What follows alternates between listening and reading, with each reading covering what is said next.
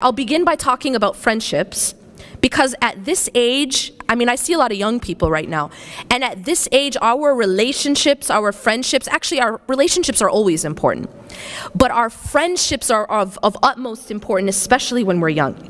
And they're also important as we grow older, but especially when we're young, our friends become sometimes more influential than our parents. And so who you choose to be around, I use the analogy of, you know how they tell you you are what you eat? Anyone ever heard that? You are what you eat. What does that mean? It means that if you eat healthy, you're gonna be okay. And if you eat unhealthy, you're gonna be very simple, right? What happens if you drink poison on a regular basis? Just a couple sips for breakfast. Anyone? You might not die right away because you're just taking a couple sips. But what are you doing over time to yourself internally? You're killing yourself, really. You're killing yourself. So what happens is that our environment, our company to be specific, sometimes is like sipping poison. The people that we're around, the influence that they have on us, and I was noticing that, you know, this idea, and Sheikh Yasser touched upon it, that people think, oh, but I'm not going to be influenced, I'm strong. That's like a person saying, I can sip poison, I'm not going to be influenced, I'm strong. Can anyone say that? No. Everyone will be influenced if they sip poison. And in the same way, your relationships will affect you. It's just a fact. The Prophet ﷺ said, Al-mar'u ala khalili, ala dini khalili. So that a human being is on the same way as their closest companion. Do you know what that translates to? That means that you should pick out your closest companion to be the exact image you want to be. Does that make sense? Because the Prophet ﷺ said that you will be like your closest companion. You'll be the same deen. And deen doesn't just mean religion, by the way. Deen just means a way. The way that they are. And that's why you find that when people are like BFFs, they're really, really close, they actually start to even have the same mannerisms. They pick up the same gestures. They make the same faces. You know what I'm saying? They laugh at the same stuff. We start to actually morph into the people that we're close to. Yes or no? Yeah, you do. You do. You just start to become almost like the same person. This is what the Prophet ﷺ, he understood psychology before there was something called psychology. Right?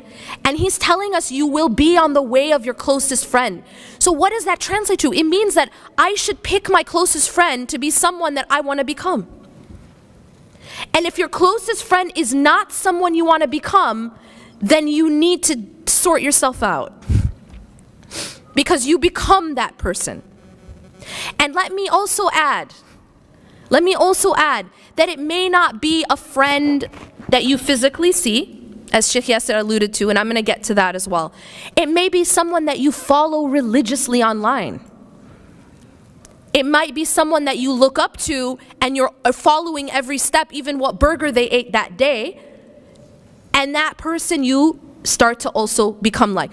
I found a really strange, this is just a personal thing, this strange phenomenon that I noticed, and that there was like, you'd know people who had certain stars, whether they were like athletes, that that was their role model.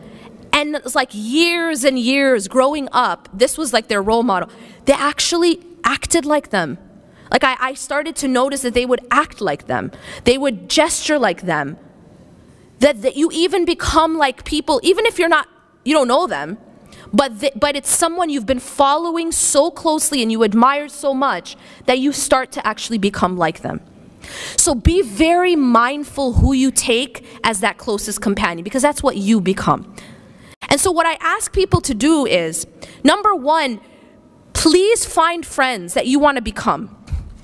And that person that you take closest to you, make sure it's someone you admire and someone that's actually going to help you furnish that home that you're going to.